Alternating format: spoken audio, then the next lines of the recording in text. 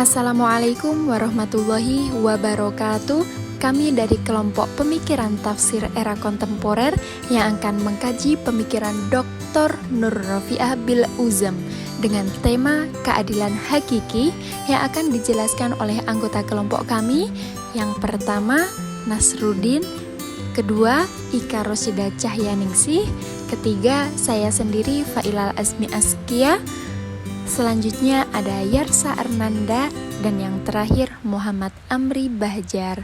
Langsung saja dan selamat mendengarkan. Baik, terima kasih. Sekarang saya akan menjelaskan secara singkat mengenai biografi Dr. Nur Rafi'ah. Untuk Dr. Nur Rafi'ah sendiri, beliau ini adalah salah satu aktivis perempuan dan juga akademisi, kelahiran Pemalang 6 September 1971, atau lebih tepatnya beliau dilahirkan di Desa Randu Dongkal, di Kecamatan Randu Dongkal, Kabupaten Pemalang, Jawa Tengah. Saat ini beliau tercatat sebagai dosen tetap di UIN Syarif Hidayatullah Jakarta dan diperbantukan juga sebagai tenaga pengajar di Perguruan Tinggi Ilmu Al-Quran PT IKI Jakarta. Nah, untuk karir pendidikan beliau mengawalinya dari pendidikan dasar di SDN Randu Dongkal 8, kemudian melanjutkan di MTS sampai SLTA-nya di Pondok Pesantren Yayasan Khairiyah Hasim Seblak, Jombang, Jawa Timur. Nah, setamat dari SLTA di Jombang, beliau kemudian memutuskan untuk pindah ke Yogyakarta pada tahun 1990 untuk melanjutkan studi di UIN IAIN Sunan Kalijaga. Waktu itu masih IAIN Sunan Kalijaga di program studi tafsir hadis. Nah, selama di Yogyakarta beliau juga mondok di Pondok Pesantren Ali Maksum, Krapiak, Yogyakarta, sampai beliau tamat di IAIN Sunan Kalijaga pada tahun 1995. Jadi untuk karir pendidikan bisa dibilang beliau ada di pendidikan formal dan non formal. Di pendidikan non formalnya dari Pondok Pesantren beliau terdapat 2 alma mater, yaitu di Yayasan Khairiyah Hasim Jombang dan di Ali Maksum Krapiak. Kemudian untuk karir akademisi beliau, setelah lulus dari IAIN itu beliau lanjut lagi di kuliah di Turki ya, dari S2 sampai S3 di Ankara University, tepatnya di Ankara University Turki, dan beliau lulus pada tahun 2001.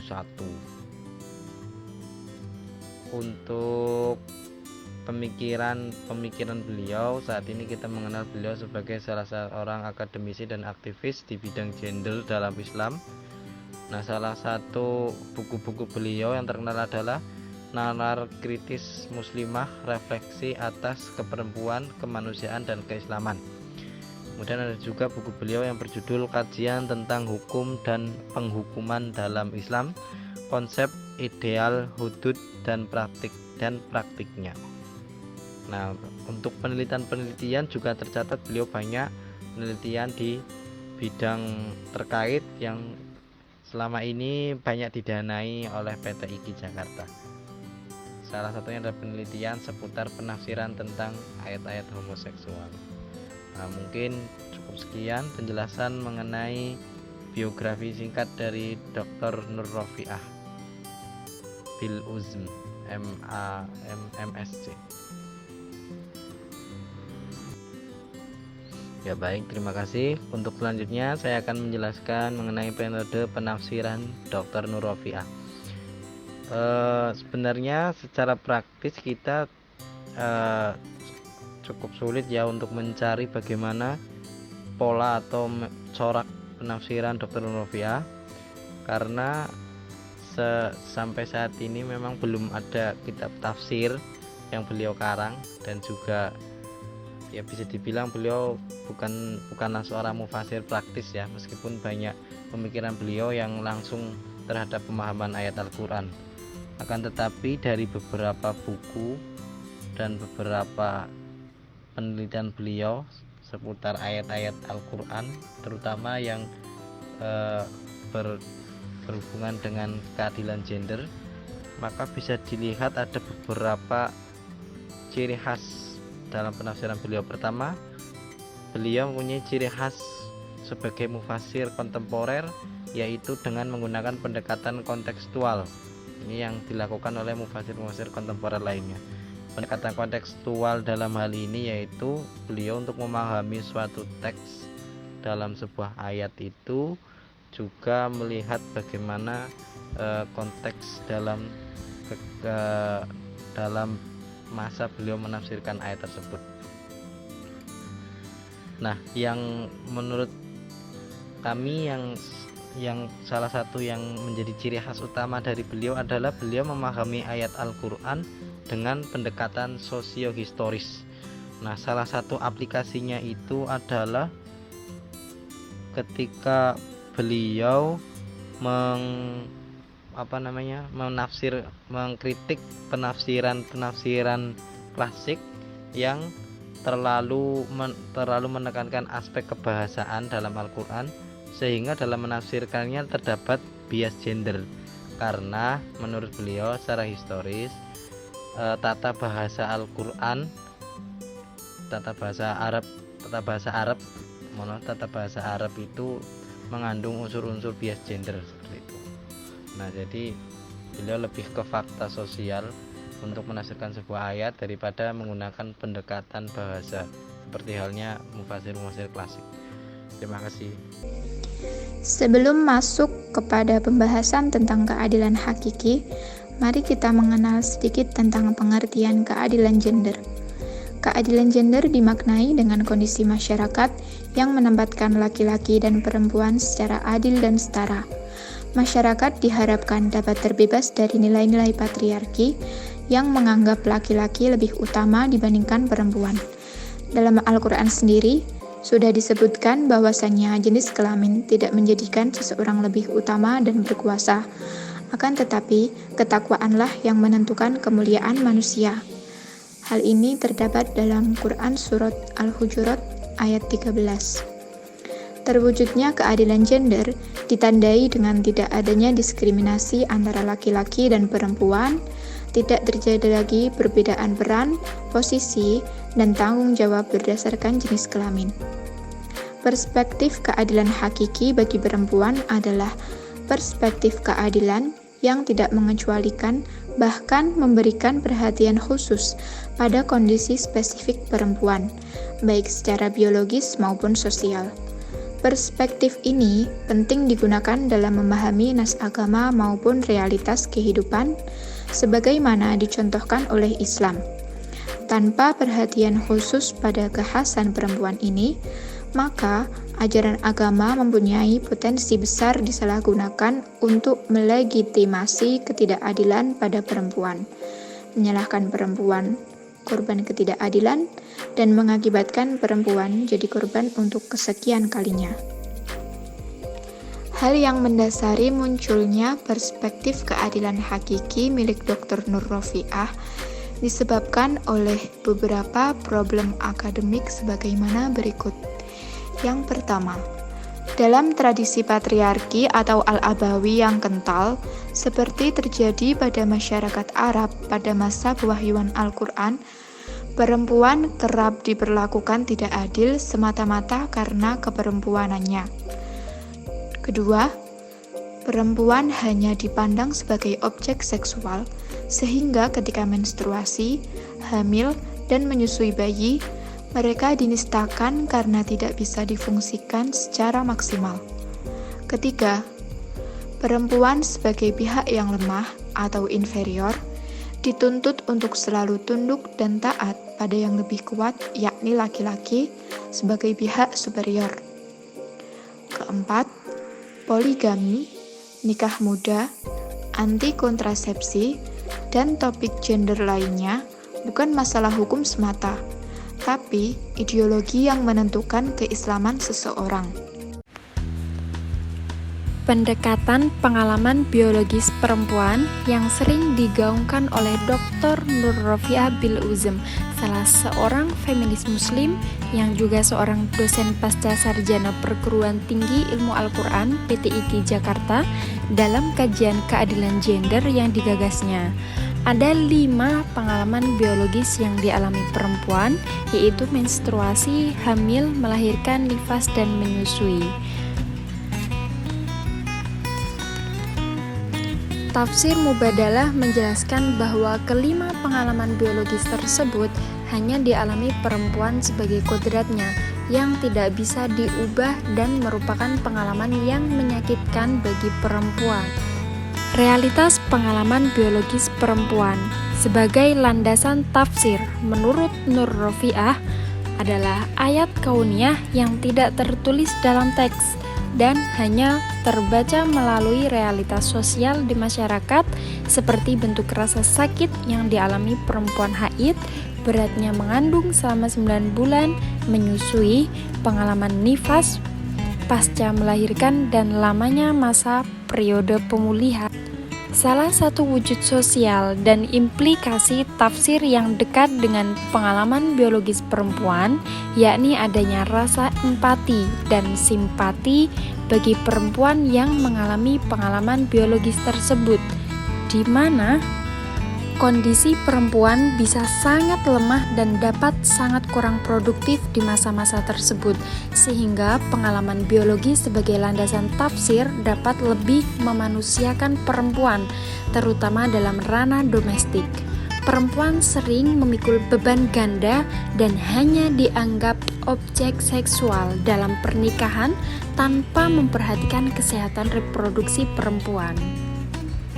Pemahaman masyarakat dan keterbukaan mengenai pengalaman biologis sangat minim, masih menjadi hal yang sangat beku untuk dikomunikasikan.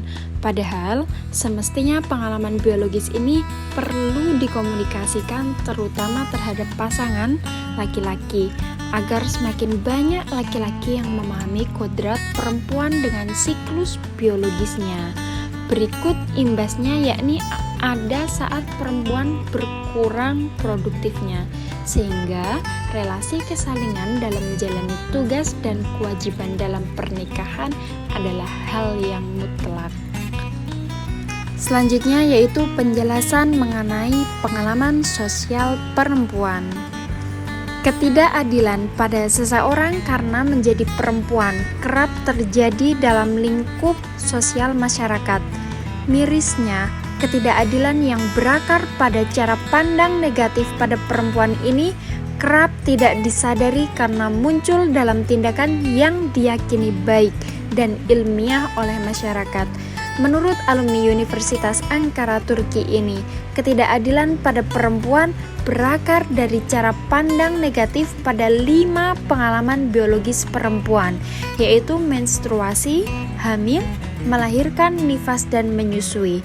Cara pandang tersebut selanjutnya membuat perempuan sangat rentan mengalami 5 pengalaman sosialnya, yaitu dicap negatif, stigmatisasi, direndahkan, subordinasi, dipinggirkan atau marginalisasi, kekerasan, dan beban ganda. Cara pandang positif pada perempuan meniscayakan pengakuan atas 5 pengalaman biologis perempuan sebagai bagian dari kemanusiaan mereka, karena 5 pengalaman biologis perempuan tersebut disertai dengan rasa sakit, bahkan sangat sakit atau wahnan ala wahnin. Maka sebuah tindakan hanya disebut manusiawi jika tidak menambah sakit 5 pengalaman biologis ini. 5 pengalaman sosial perempuan di atas juga tidak adil, sehingga sebuah tindakan hanya dinilai manusiawi jika tidak mengandung salah satunya. Baiklah, di sini saya akan menjelaskan tentang persamaan hak perempuan dan laki-laki. Ketidakadilan terhadap perempuan itu masih sering terjadi di masyarakat. Terlebih lagi, keadilan yang bersumber dari cara pandang negatif terhadap perempuan tersebut kerap tidak disadari dan diyakini sebagai tindakan yang normal atau sebagai tindakan yang baik di masyarakat. Menurut Ibu Nurrofiah, ketidakadilan pada perempuan itu berasal dari cara pandang negatif kepada 5 pengalaman biologis perempuan, yaitu ketika menstruasi, hamil, melahirkan, nifas, dan menyusui. Cara pandang tersebut membuat perempuan sangat rentan mengalami pengalaman sosialnya, yakni dicap negatif atau distigmatisasi negatif, direndahkan, dipinggirkan, bahkan selalu mendapat perlakuan kekerasan. Cara pandang negatif atas perempuan ini telah mewarnai cara pandang dunia selama berabad-abad lamanya. Misalnya penguburan bayi perempuan hidup-hidup, karena bayi perempuan dianggap sebagai aib pada masa itu. Islam telah menegaskan kemanusiaan sejak awal kehadirannya. Artinya perempuan dan laki-laki sama-sama berstatus sebagai hamba Tuhan, hamba Allah yang mengemban tugas sebagai khalifah di bumi. Keduanya menjadi subjek penuh sistem kehidupan, sehingga sama-sama wajib mewujudkan kemaslahatan di dunia. Melalui cara pandang positif terhadap pengalaman biologis perempuan, kita dapat membangun kesadaran tentang kemanusiaan yang menjadikan manusia mendapatkan pengalaman sosial yang adil. Bahkan cara pandang positif tersebut sudah kita terapkan, yang sudah nyata perubahannya, sehingga perempuan telah mampu mendapatkan hak yang sama seperti laki-laki.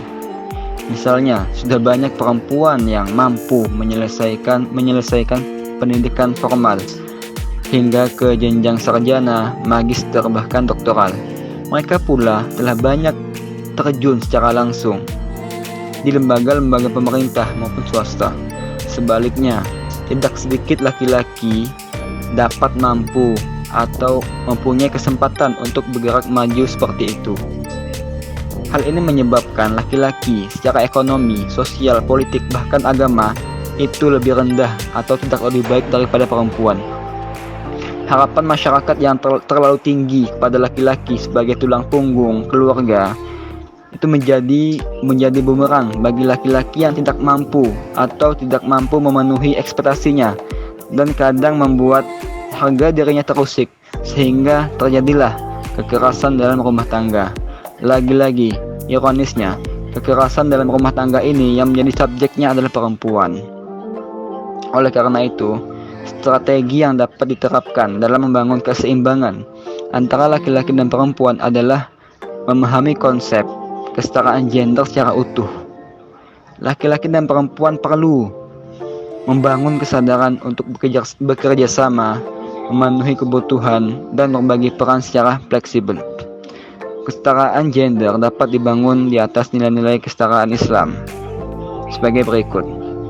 Misalnya Quran Surah Al-Zariyat dan ayat 56 dan Al-Ahzab ayat 72 yang menyatakan laki-laki dan perempuan adalah sama kedudukannya sebagai hamba Allah dan khalifah di muka bumi, dan sebagainya.